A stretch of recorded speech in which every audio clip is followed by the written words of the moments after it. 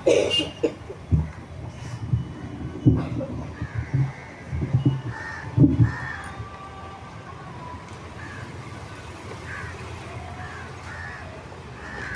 સમયના માટે ઈશ્વર પિતાનો પુષ્કળ આભાર માનું છું. આવો આપણે પ્રભુના વચનો પવિત્ર શાસ્ત્રમાંથી વાંચવાના છીએ અને લુકની લખેલી સુવાર્તા તેનો બીજો અધ્યાય, લુકની લખેલી સુવાર્તા તેનો બીજો અધ્યાય અને 8મી કલમથી 14મી કલમ સુધી આપણે પ્રભુના વચનો વાંચવાના છીએ. નવા કરારમાં પાન નંબર 56, લુકની લખેલી સુવાર્તા તેનો બીજો અધ્યાય અને 8 થી 14 કલમ. પ્રભુનું વચન આ પ્રમાણે જણાવે છે. તે દેશમાં ઘેટા પાળકો રાત્રે ખેતરમાં રહીને પોતાના ટોળાને સાચવતા હતા. પ્રભુનો એક દૂત તેઓની પાસે આવીને ઊભો રહ્યો ને પ્રભુના ગૌરવનો પ્રકાશ તેઓની આસપાસ દેખાયો અને તેઓ ઘણા ભયભીત થયા. દૂતે તેઓને કહ્યું કે બીહોમાં, કેમ કે જુઓ, હું મોટા આનંદની સુવાર્તા તમને કહું છું અને તે સર્વ લોકોને માટે થશે. કેમ કે આજ દાઉદના શહેરમાં તમારે સારું એક તારનાર એટલે ખ્રિસ્ત પ્રભુ જન્મ્યો છે. તમારે સારું એ નિશાની છે કે તમે એક બાળકને લુગડામાં લપેટેલો ગભાણમાં સૂતેલો જોશો. પછી દૂતની સાથે આકાશી સેનાનો સમુદાય એકાએક પ્રગટ થયો. તેઓ દેવની સ્તુતિ કરીને કહેતા હતા કે પરમ ઊંચામાં દેવને મહિમા થાવ તથા પૃથ્વી પર જે માણસો વિશે તે પ્રસન્ન છે તેઓને શાંતિ થાવ. પ્રભુ આ વચન સમજાવવા સ્વીકારવા ખાસ કૃપા પૂરી પાડે. ફરીને ઈશ્વર પિતાનો પુષ્કળ આભાર માનું છું કે આજનો આ નાતાલનો આનંદનો દિવસ પ્રભુએ મારા જીવનમાં મને બતાવ્યો છે. એટલું જ નહીં, આ નાતાલના આનંદના દિવસે પ્રભુનું વચન લઈને આવવાના માટે પણ પ્રભુએ જે કૃપા આપી છે, જે તક આપી છે, એના માટે સર્વ માન, મહિમા, ગૌરવ હું પ્રભુને જ આપું છું. જીવતા પ્રભુનો આભાર માનું છું. એની કૃપા, એની દોરવણી, એના પ્રેમના માટે, એના સામર્થ્યના માટે પ્રભુના આભાર માનું છું. અને આનંદના દિવસે આપ સર્વનો બેવલા મંડળીના પાળક તરીકે અને પાસ્ટર કમિટી વતી દરેક સભાજનોનો, ખાસ જે પરદેશથી આવ્યા છે, ઘણા દૂરથી પણ આવ્યા છે, ટૂંકમાં શહેરની બહાર રહેતા લોકો પણ આજે આપણી મધ્યે હાજર છે, દરેકનો પ્રભુ ઈસુના નામમાં પ્રેમી સલામ પાઠવતા આવકાર કરું છું. અને મારા અને કુટુંબ પરિવાર તરફથી અને પંચ કમિટી સભ્યો વતી નાતાલની સલામ પાઠવું છું. પ્રભુ આ નાતાલનો આનંદ તમારા હૃદયમાં બમણો વધારે. સાથે જે વચન વાંચવામાં આવ્યું ને આજનો જે ખાસ વચન માટેનો જે હેતુ છે, અને એ તો એ છે કે પ્રભુનો આનંદ આપણા માટે સદાકાળનો આનંદ બની રહે અને પ્રભુની શાંતિમાં આપણે આપણું જીવન જીવીએ. કારણ કે પ્રભુ તરફથી માણસને આ બહુ મોટો આશીર્વાદ મળ્યો છે. જો તમે ઉત્પત્તિના પુસ્તકમાં માણસે પાપ કર્યું અને એ પાપ પછીની જો બાબત તમે જુઓ તો માણસના જીવનમાં દુઃખ અને દુઃખ જ. ત્યાં સ્ત્રીને પણ કહેવામાં આવ્યું કે હું તારું ગરોદરપણાનું દુઃખ ઘણું જ વધારીશ. અને આદમને, પુરુષને પણ કહેવામાં આવ્યું કે તું તારા આયુષ્યના સર્વ દિવસો દુઃખેથી ખાસ. એટલે ખરેખર તો માણસના સર્વ દિવસો એ દુઃખથી, શોકથી ભરેલા છે, વિપત્તિઓથી, સંકટોથી ભરેલા છે. અને ત્યાં માણસના પાપના લીધે દેવે કહ્યું કે આદમને કહ્યું એ પ્રમાણે કે તમારા પાપના કારણે ભૂમિ પણ શાપિત થઈ છે. એટલે જે પણ આપણી રહેવાની બાબતો છે, જ્યાં આપણે રહીએ છીએ, ચાહે એ પૃથ્વીની કોઈ બી જગ્યા હોય, એ પણ એ પાપના કારણે એ શાપિત થઈ છે. અને એના કારણે ઘણી બધી વખત આપણે મુશ્કેલીમાં, સંકટોમાં, જોખમોમાં મુકાઈએ છીએ અને એના કારણે આપણે અશાંતિ અનુભવીએ છીએ અને દુઃખમાં આપણે નિશાસા નાખીને જીવન જીવીએ છીએ. પરંતુ પ્રભુની અજાયબ જેવી યોજનામાં પ્રભુએ આપણને આનંદ આપ્યો છે. ખરેખર આજે સવારથી, જો કે આજથી નહીં, ગઈકાલથી જ મને તો બહુ જ આનંદ છે કે 24 ડિસેમ્બર છે, આવતીકાલે 25 ડિસેમ્બર પ્રભુનો જન્મદિવસ, અને બહુ જ આનંદની લાગણી હું ગઈકાલથી અનુભવી રહ્યો છું. ચોક્કસ મારી સાથે ઘણાને આજે આનંદની લાગણી અનુભવાતી હશે તો પ્રભુ તમારો હાથ ઊંચો કરો, પ્રભુને મહિમા આપો. જો ખરેખર તમે આનંદ અનુભવો છો તો yes, hallelujah, praise the lord. અને એ જ બાબત છે કે જો આજે આપણે આનંદની લાગણી અનુભવી રહ્યા છે ને એટલે સંખ્યા પણ ઘણી બધી વધારે છે. ખુરશીઓ આવી રહી છે, જેઓ ઊભા છે તેઓના માટે, બરાબર, ખુરશીની પણ વ્યવસ્થા છે. એટલે આ વસ્તુ છે કે આનંદ આપણો બહુ જ એમ કહેવાય કે આજે આમ બહાર આવી રહ્યો છે, બરાબર. અને આપણા શું કહેવાય કે દેખાવ ઉપર પણ એ આનંદ દેખાઈ રહ્યો છે. મેં મારી બાળકીય સેવામાં જે એમ કહેવાય કે અવલોકન કર્યું છે તેમાં માણસ છે ને એની લાઈફમાં કે એના જીવનમાં 2 વખત ખુશ થાય છે. એક સૌથી વધારે આનંદ જે કુટુંબમાં લગ્ન પ્રસંગ હોય છે ને એમને હોય છે. મા બાપ અને જે કન્યા કે વરના લગ્ન હોય એને બહુ જ આનંદ હોય.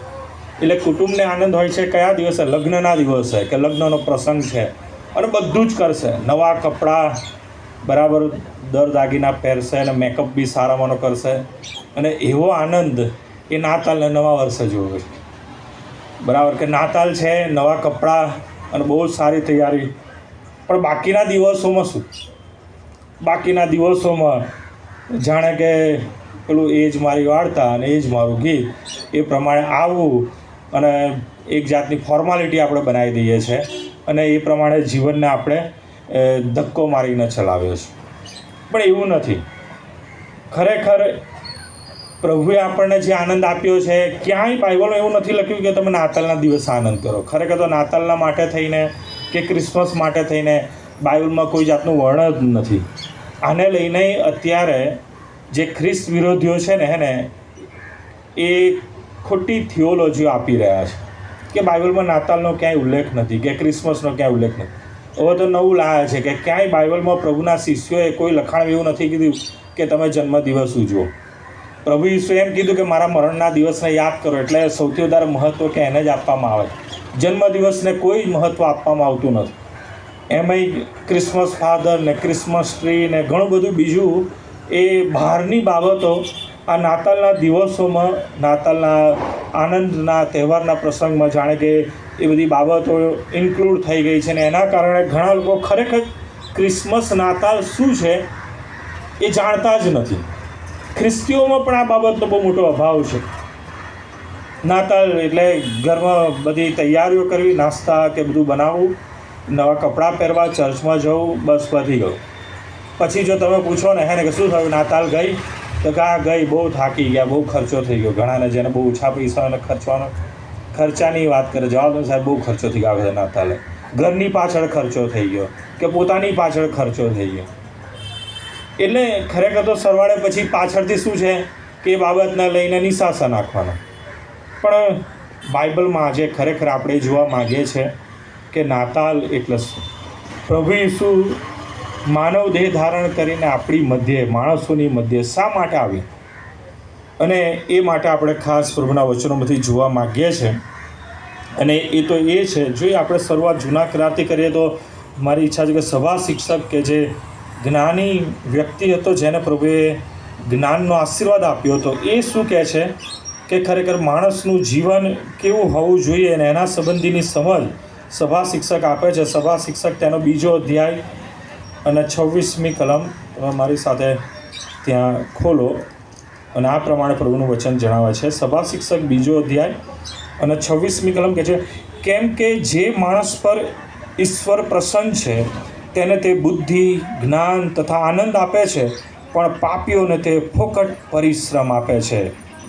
બહુ સ્પષ્ટ લખ્યું છે, ફોકટ પરિશ્રમ, નિશાસા નાખવા કે અફસોસ વ્યક્ત કરવો, બરાબર, એ કોના માટે છે અને આનંદ કોના માટે છે? તો બહુ સ્પષ્ટ લખ્યું છે કે જે માણસ પર ઈશ્વર પ્રસન્ન છે તેને તે બુદ્ધિ, જ્ઞાન તથા આનંદ આપે છે. હજી તમે આગળ જુઓ, એ સભા શિક્ષક 3 તે 12મી કલમ, સભા શિક્ષક 3 ને 12, હું જાણું છું કે પોતાની જિંદગી પર્યંત આનંદ કરવો માણસના માટે સારું શું છે. એ સભા શિક્ષક જણાવે છે કે હું જાણું છું કે પોતાની જિંદગી પર્યંત આનંદ કરવો તથા ભલું કરવું તે કરતાં તેઓને વાસ્તે, એટલે કે માણસને વાસ્તે બીજું કંઈ શ્રેષ્ઠ નથી. હજુ પણ જોઈએ 5મો અધ્યાય ખોલો, સભા શિક્ષક 5 અને 19મી કલમ. ત્યાં પણ આ પ્રમાણે જણાવે છે, વળી જેને ઈશ્વરે દ્રવ્ય તથા ધન આપ્યું છે ને તેનો ઉપભોગ કરવાની, પોતાનો હિસ્સો લેવાની તથા પોતાની મહેનતથી આનંદ માણવાની શક્તિ આપી છે, એવા દરેક માણસે જાણવું જોઈએ કે એ ઈશ્વરનું દાન છે. બાઇબલ બહુ સ્પષ્ટ જણાવે છે કે માણસના માટે સારું શું છે, તો માણસ એના જીવનમાં આનંદ કરે, પ્રભુમાં એ આશીર્વાદોનો ઉપભોગ કરે અને એનો આનંદ પ્રભુમાં બની રહે, એ ખૂબ જરૂરનું છે અને એ દેવ તરફથી મળે છે. એ ચાહે કોઈ એમ કહે કે મારી પાસે તો આખી દુનિયાનું બહુ દ્રવ્ય છે, મારી પાસે આખી દુનિયામાં હરવા ફરવા મોજ શોખ કરવાના બહુ બધા એવા ઓપ્શન્સ છે, પણ જો પ્રભુની ઈચ્છા નથી તો આનંદ કરી શકતો નથી. બાઇબલ શું કહે છે? તો બાઇબલ પણ આપણને એ જ બાબત જણાવે છે. જો તમે ફિલિપી 4:4 વાંચો તો ત્યાં પણ પ્રભુનું વચન કહે છે, પ્રભુમાં સદા આનંદ કરો. માણસના માટે આનંદ કઈ રીતના એ લાંબા ગાળાનો બની રહે છે, તો ત્યાં જણાવે છે કે પ્રભુમાં સદા આનંદ કરો. હું ફરી કહું છું કે આનંદ કરો, એટલે કે દેવમાં, પ્રભુના ઈચ્છા યોજના આયોજનોમાં પ્રભુની એ આધીનતા સ્વીકારીએ છીએ ત્યારે પ્રભુ તરફથી આપણને આનંદ મળે છે. અને ખરેખર મેં કીધું એ પ્રમાણે કે પાપના કારણે માણસના જીવનમાં દુઃખ આવ્યું, પાપના કારણે માણસના જીવનમાં પરીક્ષણો, સંકટો આવ્યા કે જેના કારણે માણસ દુઃખી થાય છે અને નિસાસામાં, દુઃખમાં પોતાનું જીવન વ્યતીત કરે છે. પણ પ્રભુની ઈચ્છા એવી નથી. પ્રભુની ઈચ્છા શું છે? તો પ્રભુનું વચન જેમ સભા શિક્ષકમાં કહે છે કે માણસના માટે આનંદ કરવો એ સારી બાબત છે. એ આનંદ કરતાં પોતાનું જીવન જીવે એ પ્રભુનો આશીર્વાદ છે. અને અહીંયા જો આપણે જોઈએ તો જ્યારે પ્રભુ ઈસુ ખ્રિસ્તનો જન્મ થાય છે અને જ્યારે એ ઘેટા પાળકો એ પોતાના ઘેટાને સાચવતા હોય છે ત્યાં સીમની અંદર, અને ત્યાં દૂત આવે છે અને દૂત તેઓને જે મેસેજ આપે છે, 10મી કલમ જે આપણો શાસ્ત્ર ભાગ વાંચ્યો, લુક 2 અને 10મી કલમ, દૂતે તેઓને કહ્યું કે બીહોમાં.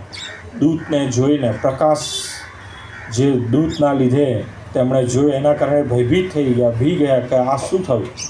દૂત તેઓને કહે છે બીહોમાં, કેમ કે જુઓ હું મોટા આનંદની સુવાર્તા તમને કહું છું અને તે સર્વ લોકોને માટે થશે. ક્રિસમસ, નાતાલ એ કેવળ ખ્રિસ્તી માટે નથી, પણ ખ્રિસ્તી અને આખી દુનિયાના દરેક લોકો માટે છે. પ્રભુ એમને આનંદ આપવા માગે છે અને આનંદની સાથે શું મળે છે? તો એ દૂતની સાથે પછી દૂતોનો મોટો સમુદાય ત્યાં પ્રગટ થાય છે અને એ લોકો સૌથી પહેલાં વધામણીના ગીતો ગાય છે, કેરલ્સ ગાય છે. ક્રિસમસ કેરલ્સ પ્રથમ દૂતો દ્વારા ગાવામાં આવ્યું અને આપણે જોઈએ છે 13મી કલમમાં કે પછી દૂતની સાથે આકાશી સેનાનો સમુદાય એકાએક પ્રગટ થયો. તેઓ દેવની સ્તુતિ કરીને કહેતા હતા કે પરમ ઊંચામાં દેવને મહિમા થાવ તથા પૃથ્વી પર જે માણસો વિશે તે પ્રસન્ન છે તેઓને શાંતિ થાવ.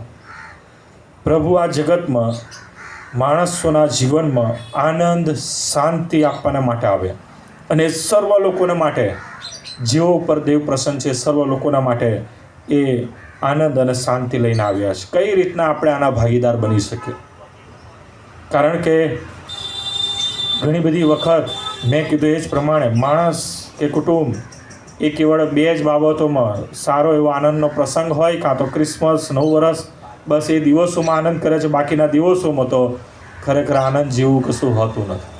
પણ પ્રભુની ઈચ્છા એવી છે કે આપણે પ્રભુમાં આપણા દિવસોમાં દરરોજ આનંદ કરીએ. ખરેખર ક્રિસમસના દિવસે વ્યક્તિઓ આનંદ કરે છે, પરંતુ પ્રભુ ખરેખર આનંદ કરે છે કે કેમ? કેમ કે તમે જુઓ, સ્વર્ગની જે બાબત છે તો ત્યાં જે સ્વર્ગનું ચિત્ર છે, ચાહે પ્રકટીકરણમાં વાંચો કે શાસ્ત્રમાં કોઈ બી જગ્યાએ જ્યાં હેવનનો જે ઉલ્લેખ થયો છે તો ત્યાં તો એવું લખવામાં આવ્યું છે કે ત્યાં તો દૂતો સદા સર્વકાળ પ્રભુને મહિમા આપતા આનંદ કરે છે. અને નવા કરારમાં પણ જે વચનો છે ફિલિપી 4:4 જેમ વાંચ્યું પ્રમાણે પ્રભુમાં સદા આનંદ કરો.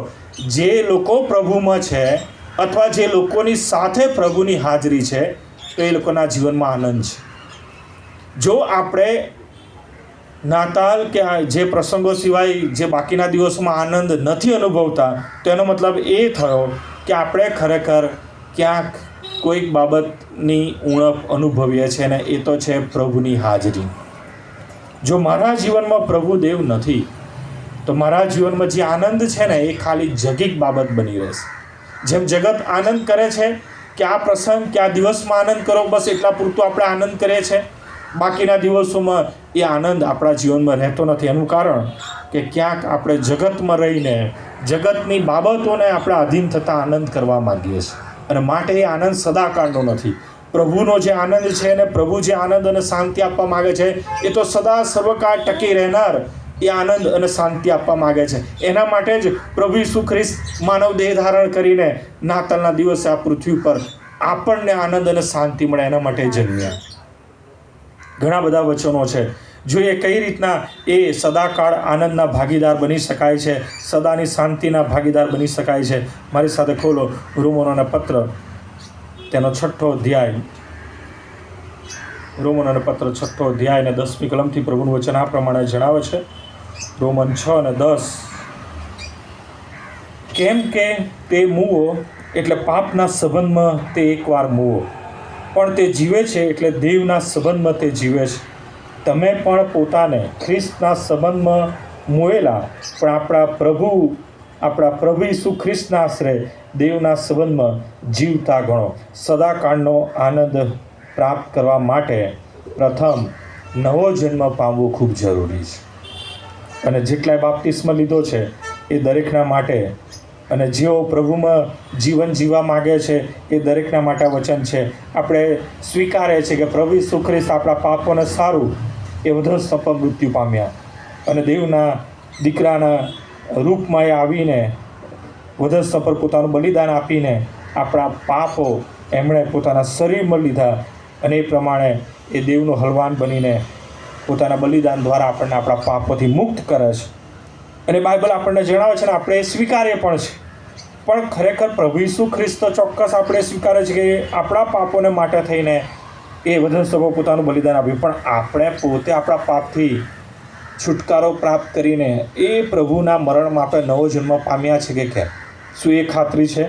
એટલે પ્રથમ તો પ્રભુના એ આનંદ અને શાંતિના ભાગીદાર એ જ વ્યક્તિ બની શકે છે જે 11મી કલમમાં લખવામાં આવ્યું છે રોમન 6:11 પ્રમાણે, તેમ તમે પણ પોતાને પાપના સંબંધમાં મોયેલા, પણ આપણા પ્રભુ ઈસુ ખ્રિસ્તના આશરે દેવના સંબંધમાં જીવતા ગણો. હું ઓલરેડી જગીક બાબતોના માટે થઈને અને જે બી દેહની બાબતો છે એના માટે થઈને હું પ્રભુના વધસ્તંભ પર મારી જાતને એ પ્રભુના એ વધસ્તંભની સાથે જોડી દઉં છું. હું એ વધસ્તંભ મૃત્યુ પામું છું, કારણ કે ઓલરેડી એ મારે જ એ ભોગવવાનું હતું, એ મરણ મારે સહન કરવાનું હતું કે જે પ્રભુ ઈસુ ખ્રિસ્તે મારા બદલે કર્યું. પણ મારે જો હું એ સ્વીકારું છું કે પ્રભુ ઈસુ ખ્રિસ્ત મારા બદલે એ વધસ્તંભ જડ્યા, અને હવે જો હું જીવું છું તો મારામાં પ્રભુ ઈસુ ખ્રિસ્ત જીવે છે. જેમ પાઉલ પ્રેરિત ગલાતીના પત્રમાં કહે છે એ પ્રમાણે, જો એ પ્રમાણે તમે નવો જન્મ પામ્યા છો તો ચોક્કસ વાલાઓ તમારા જીવનમાં પ્રભુની હાજરી છે. અને એના માટે થઈને જો પ્રભુ તમારી સાથે છે તો તમે આનંદ કરશો. કેવળ આનંદના સમયમાં આનંદ કરશો એવું નહીં, પરંતુ કેવી બાબતોમાં આનંદ કરશો તો જોઈએ રોમન 5મો અધ્યાય 2જી કલમથી વાંચીએ તો ત્યાં આપણે આ પ્રમાણે પ્રભુનું વચન જણાવે છે. રોમન 5 અને 2 ત્યાં સામે જ, આ જે કૃપામાં આપણે સ્થિર છીએ તે કૃપામાં ઈસુને આશરે પણ વિશ્વાસથી પ્રવેશ પામેલા છીએ. વળી આપણે તેના મહિમાની આશાથી આનંદ કરીએ છીએ. પ્રભુએ જે આપણા માટે કાર્ય કર્યા છે, તારણ અને ઉદ્ધાર અને પાપોમાંથી મુક્તિ જે આપણને આપી છે, એ સાથે જે આશા આપી છે, સ્વર્ગીય જીવનની જે ખાતરી આપણને આશા દ્વારા મળે છે, એમ આપણે આનંદ કરીએ છીએ. અને કેવળ એમ જ આનંદ કરીએ છીએ એવું નહીં, 3જી કલમ આગળ, અને માત્ર એટલું જ નહીં પરંતુ આપણે વિપત્તિમાં પણ આનંદ કરીએ છીએ, કેમ કે આપણે જાણીએ છીએ કે વિપત્તિ ધીરજને અને ધીરજ અનુભવને અને અનુભવ આશાને ઉત્પન્ન કરે છે. કેટલી સરસ બાબત છે! જો પ્રભુની હાજરી તમારી સાથે છે, તમે નવો જન્મ પામેલી વ્યક્તિ છો, તમે પ્રભુમાં જીવન જીવી રહ્યા છો, તો પ્રભુનો આનંદ એ સર્વકાળનો આનંદ છે. કેવળ પ્રસંગોપાત મળતો આનંદ એવું નથી, વિપત્તિમાં પણ તમે આનંદ કરો, કેમ કે પ્રભુ જો તમારી સાથે છે તો તમારે કોઈ જ બાબતની જરૂર નથી.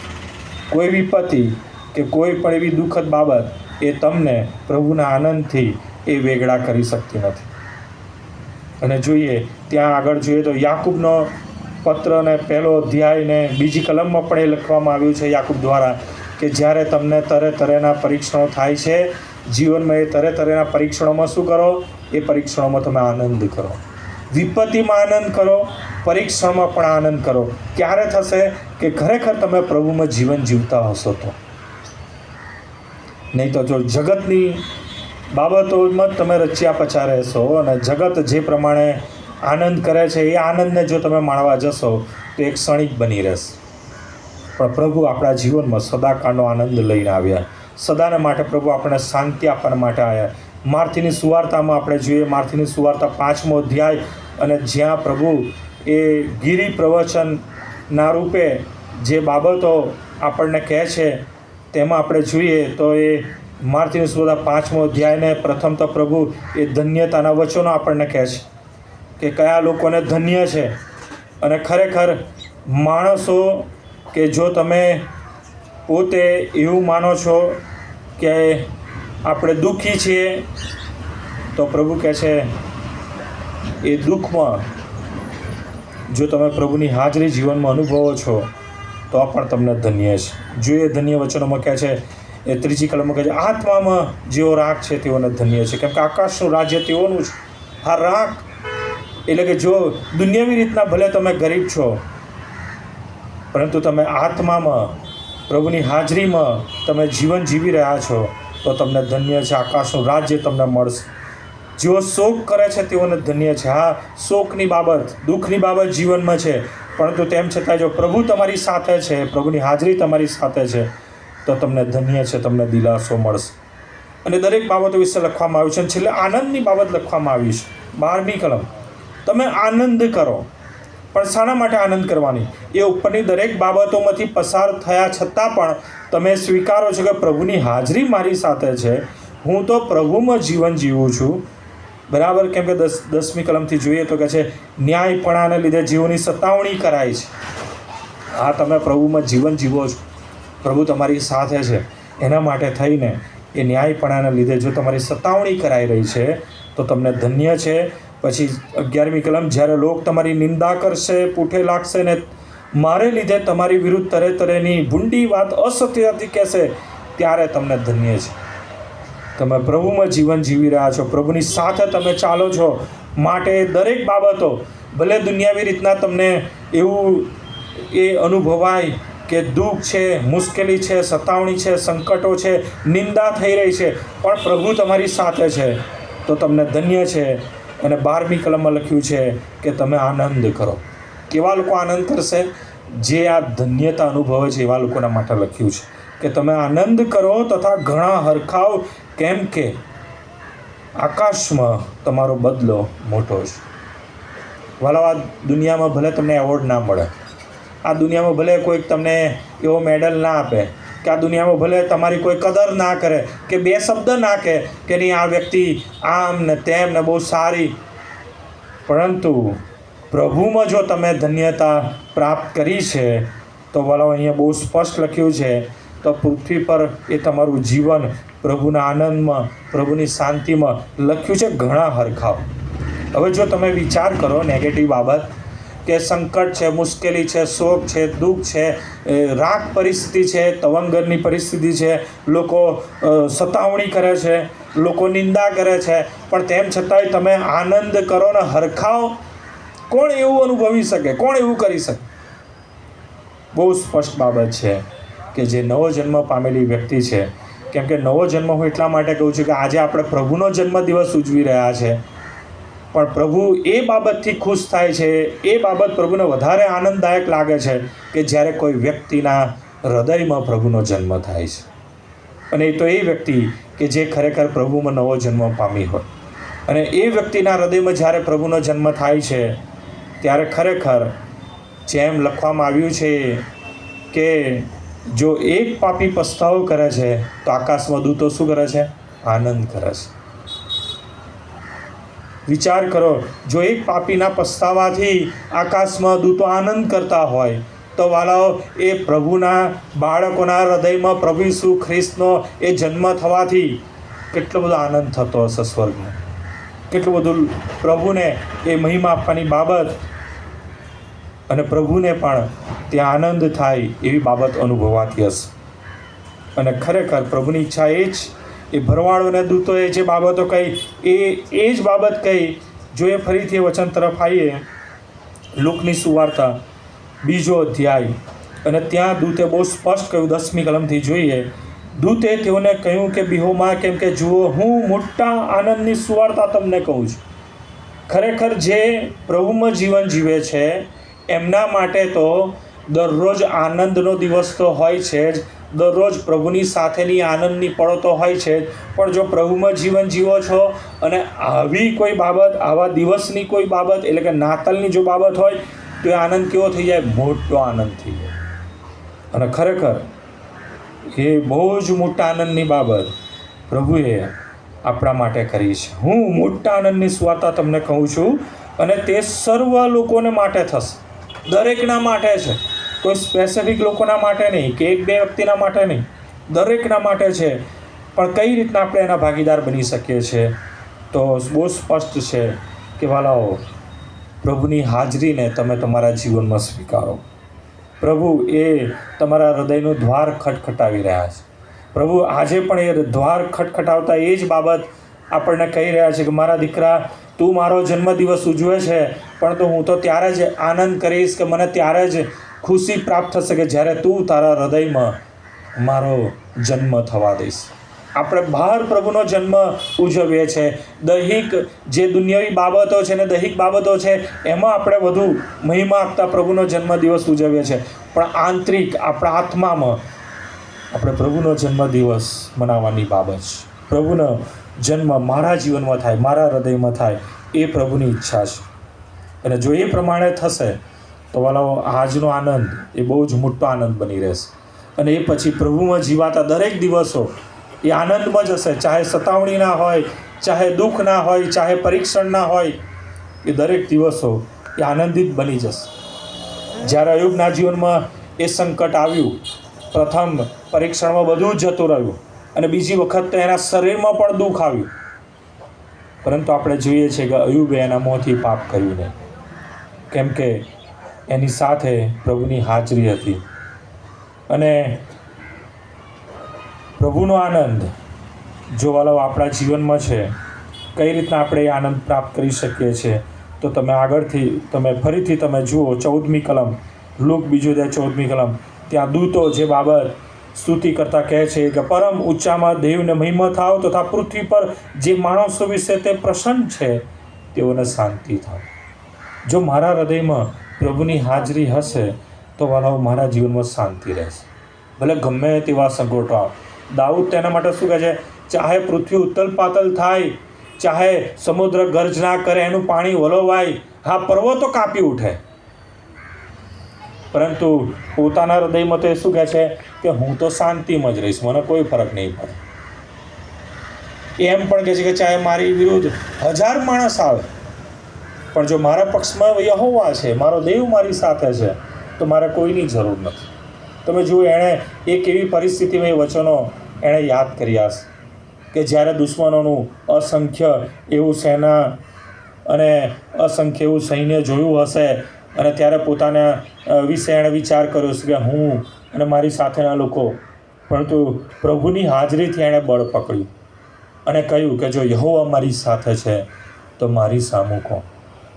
વાલો, ખૂબ જરૂરી છે આ દિવસોમાં, કારણ કે દુનિયાવી બાબતો અને દુનિયાવી વાનાઓ આપણને પ્રભુથી રોજ દૂર લઈ જઈ રહ્યા છે.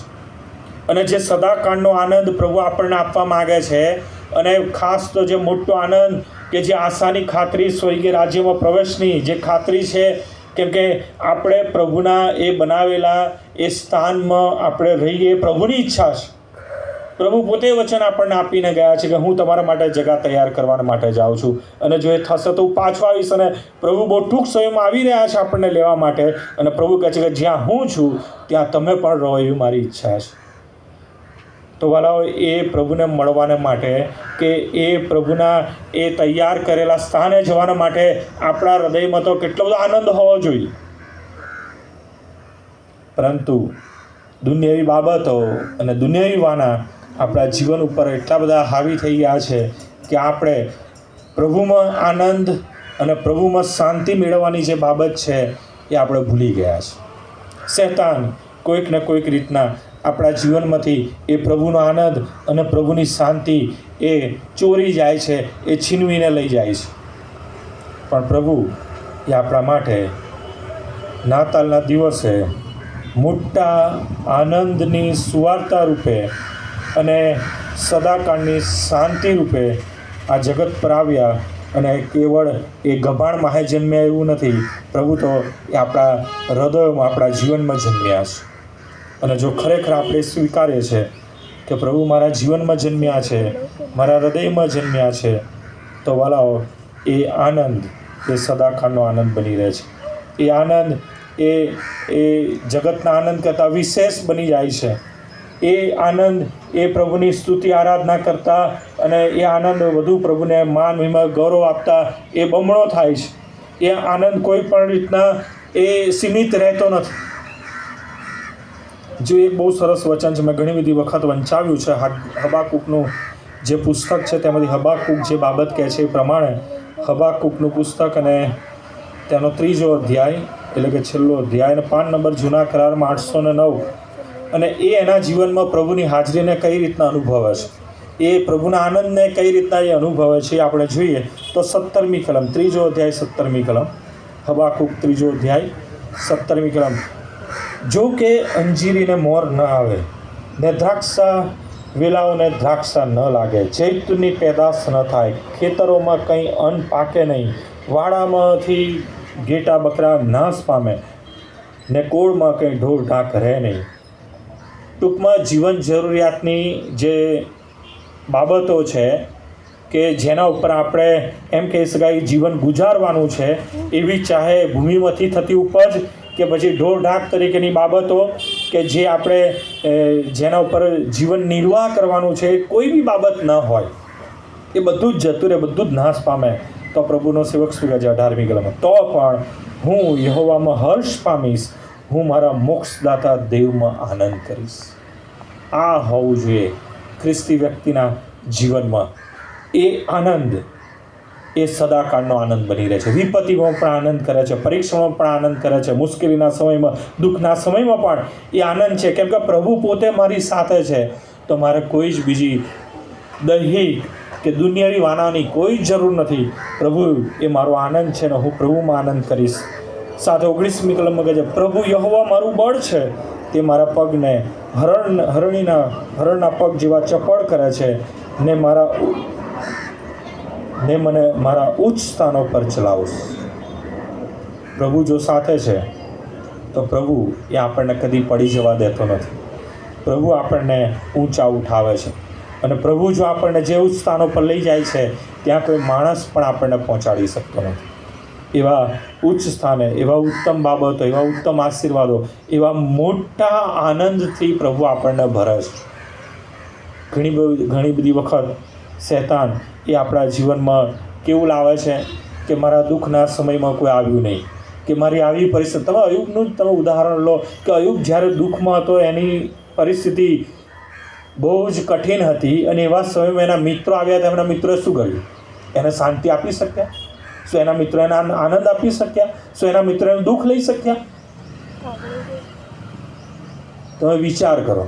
ઘણી બધી વખત આપણે છે ને આપણા એ દુઃખના સમયમાં કે એવી જે મુશ્કેલી કે સંકટભરી પરિસ્થિતિમાં આપણે માણસની આશા રાખીએ છીએ કે આ લોકો ના આવ્યા, કે આ સગાવાલા ના આવ્યા, કે ફલાણા ના આવ્યા. પ્રસંગોમાં પણ એવું થાય છે.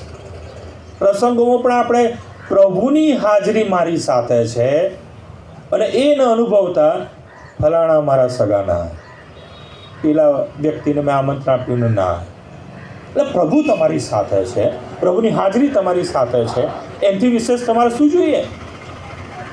અને જો આવી બધી બાબતોમાં તમે જો વિચાર કરો છો, આવો મેં કીધું એ પ્રમાણે દુઃખના સમયમાં તમે જો આવું દુનિયાવી દ્રષ્ટિથી વિચારો છો કે આ વ્યક્તિને આવી કે સગાના કે કોઈને પૂછ્યું નહીં. એવી રીતના આનંદના પ્રસંગોમાં તમે જો આવી બધી બાબતોથી તમે તમારા હૃદયમાં દુઃખી થાવ છો, તેનો મતલબ એ થયો કે ક્યાંક તમે તમારા હૃદયમાં હજુ પ્રભુને જન્મવા દીધા નથી. તમારા જીવનમાં હજી પ્રભુનો જન્મ થવાનો બાકી છે, ભલે આપણે નાતાલ ઉજવતા હોય.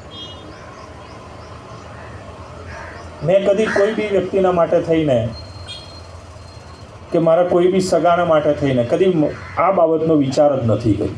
હશે, માણસ છે, માણસથી ભૂલ પણ થાય છે, માણસ છે, માણસથી કોઈ બાબતથી રહી પણ જાય, કોઈ કચાશ રહી જાય, પરંતુ મારી સાથે તો પ્રભુ છે, મારી સાથે જીવતો દેવ છે, એ હાજરા હજુર મદદગાર છે. જો એ છે તો બધું જ છે.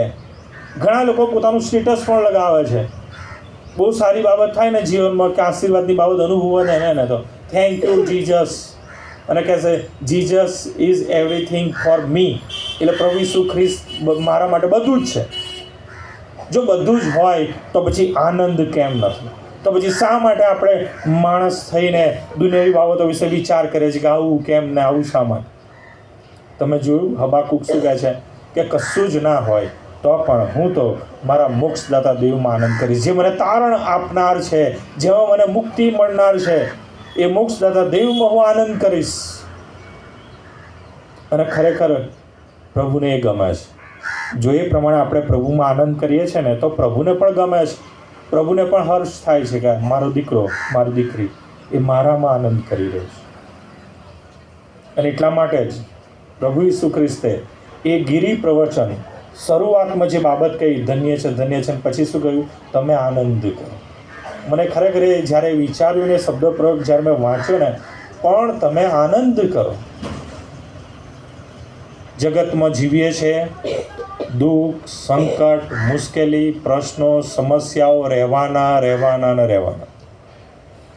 પરંતુ એમ કરીને એ પ્રભુનો આનંદ જે તમારા હૃદયમાં પ્રભુ આપી રહ્યા છે, એ પ્રભુની શાંતિ કે જે પ્રભુ તમને તમારા હૃદયમાં તમારા જીવનમાં આપી રહ્યા છે, એ પ્રભુ એની હાજરીથી તમારા જીવનમાં આપી રહ્યા છે વાલાઓ, એને તમે વ્યર્થ જવા દેશો.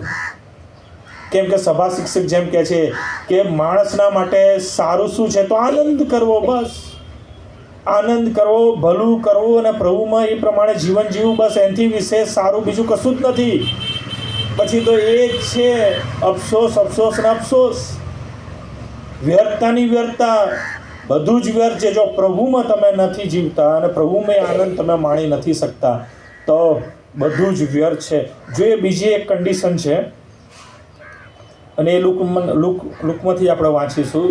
પહેલી કન્ડિશન જે પ્રમાણે મેં કીધું એ તમારે પ્રભુમાં નવો જન્મ પામ્યા છે એ પ્રમાણેનું તમારું જીવન હોવું જોઈએ. તમારા હૃદયમાં પ્રભુ ઈસુ ખ્રિસ્ત જન્મ્યા છે એ પ્રમાણેનું જીવન હોવું જોઈએ. એની સાથેનું બીજી કન્ડિશન છે લુકની સુવાર્તા 9મો અધ્યાય, લુક 9 અને 23મી કલમ. બહુ સરસ વચન છે એ પણ. જો તમે ખરેખર ઈચ્છો છો કે હું પ્રભુમાં આનંદ અને શાંતિ પ્રાપ્ત કરું, રોજ પ્રભુમાં એ આનંદ અને શાંતિ એ કાયમ રહે, તેના માટેની આ કન્ડિશન છે. પ્રભુ પોતે કહે છે લુક 9 ને 23, તેણે સઘળાને કહ્યું કે જો કોઈ મારી પાછળ આવવા ચાહે તો તેણે પોતાનો નકાર કરવો અને દરરોજ પોતાનો વધસ્તંભ ઊંચકીને મારી પાછળ ચાલવું. બીજી કન્ડિશન છે પોતાનો વધસ્તંભ ઊંચકવો, અને એક દિવસ કે 2 દિવસ કે ખાલી દુઃખ સહન સપ્તાહમાં પેશન વીકમાં જ નહીં, પરંતુ દરરોજ પોતાનો વધસ્તંભ ઊંચકવો. પોતાનો વધસ્તંભ ઊંચકવો એટલે મને મારી બાબત ખબર હોવી જોઈએ કે હું શું ખોટું કરી રહ્યો છું. મને મારી બાબતની ખબર હોવી જોઈએ કે કઈ બાબતથી હું પ્રભુને નિરાશ કરી રહ્યો છું, પ્રભુના આત્માને હું ખીન કરી રહ્યો છું. અને એ પોતાનો વધસ્તંભ ઊંચકવું એટલે એ પ્રાયશ્ચિત કરવું, એ પાપનું ભાન થવું અને પોતાના એ પાપી જીવનમાં રોજ મરવું. વધસ્તંભ તો ખરેખર શિક્ષા છે, એ પ્રતીક છે મરણનું, કે જેના ઉપર એ શિક્ષા થયેલ માણસ એ મૃત્યુ પામે છે. અને રોજ વધસ્તંભ ઊંચકવો. ઘણા લોકો વધસ્તંભ પહેરીને ફરે છે અને જાણે જીવનમાં એવી રીતના ફીલ કરે છે કે હું વધસ્તંભ ઊંચકીને ફરું છું. નહીં ઉતારવાનો. કેમ? પ્રભુએ વચન આપ્યું છે ને રોજ વધસ્તંભ ગળામાં જ રાખવાનો, ઊંચકીને જ ફરવું. રોજ પોતાનો નકાર કરવો અને દરરોજ પોતાનું વધસ્તંભ ઉંચકીને પાછળ ચાલવું. જો વાલાઓ એવું જીવન નહીં હોય અને જગતનું બધું જ હશે. બહુ સરસ એ વચન છે પછી આગળ 24મી કલમ. કેમ કે જે કોઈ પોતાનો જીવ બચાવવા ચાહે છે તે તેને ખોશે, પણ જે કોઈ મારે લીધે પોતાનો જીવ ખોશે તે તેને બચાવશે. કેમ કે જો કોઈ માણસ આખું જગત મેળવીને પોતાનો આત્મા ખોએ અથવા તેની હાનિ પામે તો તેને 100 લાખ. બહુ સ્પષ્ટ છે પ્રભુનું વચન. આખું જગત હશે, જગતના વાના હશે, પરંતુ તમે એમાં આનંદ નહીં કરી શકો. આનંદ એ જ વ્યક્તિ કરી શકે છે કે જેના ઉપર પ્રભુ પ્રસન્ન છે. એ વચન ખાસ યાદ રાખજો. સભા શિક્ષક કહે છે અને પ્રભુની ઈચ્છા છે કે હું આનંદ કરું તો જ થશે. અને એના માટે થઈને પ્રભુ આપણા માટે આપણા જીવનમાં આનંદ લઈને આવ્યા. પ્રભુ આપણા જીવનમાં શાંતિ લઈને આવ્યા. અને પ્રભુ ઈચ્છે છે કે રોજ આપણે પ્રભુના આનંદમાં અને પ્રભુના શાંતિના અનુભવમાં જીવન જીવીએ. અને ખરેખર જો ખરેખર પ્રભુની એ હાજરી તમારી સાથે હશે ને તો પ્રભુનો આનંદ એટલો અનેરો લાગશે કે પછી આ નાતાલની કે નવા વર્ષની કે જે તહેવારના દિવસમાં આનંદ કરીએ છીએ ને એ તો તમને પોતાને એવું ફીલ થશે કે આ તો રોજ કરું છું આવું. હા, ચોક્કસ આ દિવસનો જે મહિમા છે એ આનંદ તમારો વધારે બમણો થશે. એ આનંદ તમારે બીજા આનંદ કરતાં વધારે મોટો લાગશે. જેમ આજે ખરેખર મને લાગી રહ્યો છે કે આજે આનંદનો દિવસ, બહુ જ મોટા આનંદની બાબત હું તો ફીલ કરી રહ્યો છું, મારું કુટુંબ ફીલ કરી રહ્યું છું. પણ તમને ખબર નહીં કેમ એ ફિલિંગ આવશે કે કેમ. અને એવું જીવન પ્રભુ ઈચ્છે છે કે તમે જીવો, પ્રભુમાં જીવન જીવો, પ્રભુમાં રોજ આનંદ પ્રાપ્ત કરતા, પ્રભુમાં રોજ શાંતિ પ્રાપ્ત કરતા આપણે જીવન જીવીએ. ચોક્કસ આપણે રોજ સવારે નવો દિવસ પ્રાપ્ત કરીએ છીએ ને એ તો પ્રભુની કૃપા છે જ. યર્મિયાના વિલાપમાં બહુ સ્પષ્ટ લખ્યું છે કે જો આજે આપણે ઉઠ્યા છે ને, આપણે જીવતા છે ને તે પ્રભુની કૃપાના લીધે. કેમ કે ત્યાં બહુ સ્પષ્ટ લખ્યું છે કે આપણે પ્રભુની કૃપાના કારણે નાશ પામ્યા નથી. અને એ કૃપા દરરોજ નવી કરાય છે એવું લખ્યું છે. વાંચ્યું છે? જોઈએ વાંચે યર્મિયાનો વિલાપ ખોલો મારી સાથે.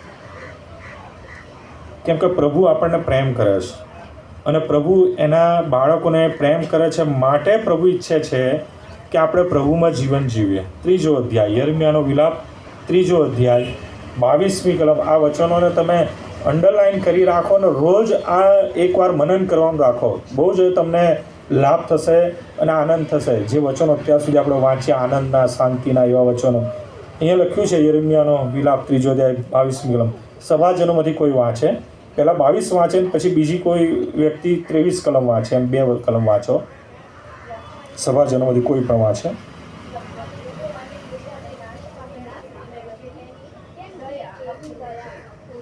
બીજું કોઈ 23ની વાંચો.